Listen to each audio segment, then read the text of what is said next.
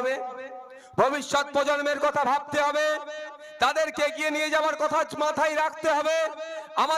আমাদের প্রজন্মকে শেষ করেছে, আগামী প্রজন্মকে শেষ করার জন্য শুভেন্দু অধিকারী মহাশয়েরা বর্তমান যে দলে হাত ধরেছে, সেই শুভেন্দু অধিকারী মহাশয়ের বর্তমান দল ন্যাশনাল এডুকেশন পলিসি 2020 নামে যে প্রকল্প নিয়ে আসছে, সেই প্রকল্পের মাধ্যমে আর এই গরিবের ছেলেরা, পান বড় যে কাজ করা লোকের ছেলেরা, কৃষকের সন্তানেরা, ভ্যান চালকের সন্তানেরা ভিন্ন রাজ্যে গিয়ে দিন রাত পরিশ্রম করে কাজ করছে যারা, তাদের সন্তানদের পড়াশোনার আর কোনো স্কোপ রাখবে না।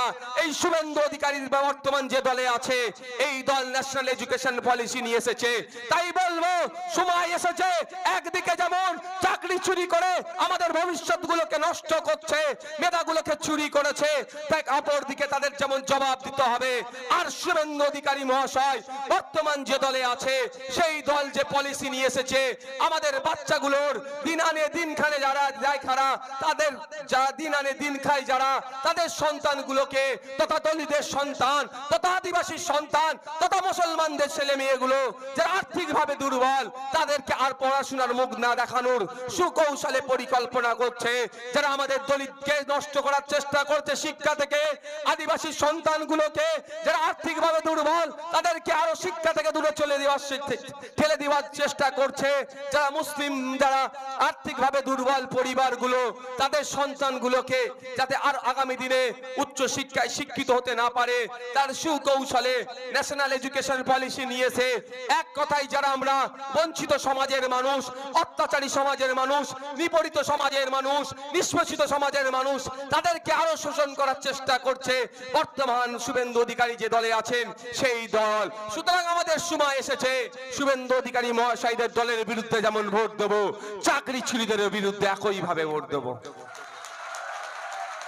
এই বিজেমূলের বিরুদ্ধে ভোট দিতে হবে। আপনারা যদি কেউ ভাবেন তৃণমূলের অত্যাচার থেকে বাঁচার জন্য শুভেন্দু অধিকারীর হাতটা ধরবো, একটু মনে করিয়ে দিতে চাই, কিছুদিন পূর্বেই আপনারা দেখেছিলেন যে শুভেন্দু অধিকারী মহাশয় বিধানসভার মধ্যে গিয়ে মমতা ব্যানার্জির আপ্যায়নে সেখানে চা খাচ্ছেন। আর আপনারা যদি বলেন এই শুভেন্দু অধিকারীকে দিয়ে তৃণমূলের হাত থেকে বাঁচবো, তৃণমূলের অত্যাচার থেকে বাঁচবো, তাহলে দিবা স্বপ্ন ছাড়া আর কিছুই নয়। আর যদি কেউ ভাবেন বিজেপিকে আটকাতে হবে, এই ন্যাশনাল এডুকেশন পলিসি যারা নিয়ে এসেছে তাদের বিরুদ্ধে ভোট দিতে হবে, কৃষক বিরোধী বিল যারা পাস করছে তাদের বিরুদ্ধে ভোট দেওয়ার জন্য তৃণমূলকে বেছে নিতে হবে, তাহলেও কিন্তু আপনারা দিবা স্বপ্ন দেখছেন। কদিন আগে একটা ভিডিও দেখলাম, ঘাটালের বিজেপির প্রার্থী বলছেন যে আমি অফিসে গিয়েছিলাম, কামাক স্ট্রিটে বা তৃণমূলের অফিসে গিয়েছিলাম আমার দলের অনুমোদন নিয়ে, বিজেপির অনুমতি নিয়ে তৃণমূলের অফিসে যাচ্ছে। মানে বুঝতে পেরেছেন, দিনের শেষে এরা বিজেমূল। গতকালকে একটা লিফলেট ফেসবুকে ঘুরতে ঘুরতে আমার কাছে আসলো, মেইনস্ট্রিম মিডিয়াও খবর করেছে, বালুরঘাটের তৃণমূলের পদপ্রার্থী, এমপি সিটের পদপ্রার্থী বিপ্লব মিত্র মহাশয় বলছেন আমাকে ভোট দিলে দেবেন, নাহলে আমার পরিবর্তে আপনি বিজেপিকে ভোট দেন। মানে ভাবতে পেরেছেন যে ওরা ভাঁড়টা এক জায়গায়, তৃণমূলের ভাঁড়ও যেখানে, বিজেপির ভাঁড়ও সেখানে। সেই ভাঁড়টা হচ্ছে আরএসএস, যে আরএসএস বঞ্চিত মানুষের জন্য সবসময় ভয়ঙ্কর রূপ ধারণ করে অত্যাচারী মানুষদেরকে আরো কিভাবে শোষণ করা যাবে, আরো সেই পরিকল্পনা বারবার নিচ্ছে।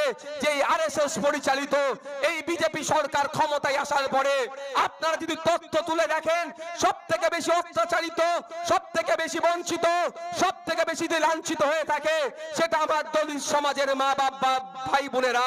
এই আরএসএস পরিচালিত বিজেপি সরকার আসার ফলে আমার আদিবাসী জমি জঙ্গলের উপরে সব থেকে বেশি প্রকোপ পড়েছে, সব থেকে বেশি কেড়ে নিয়েছে।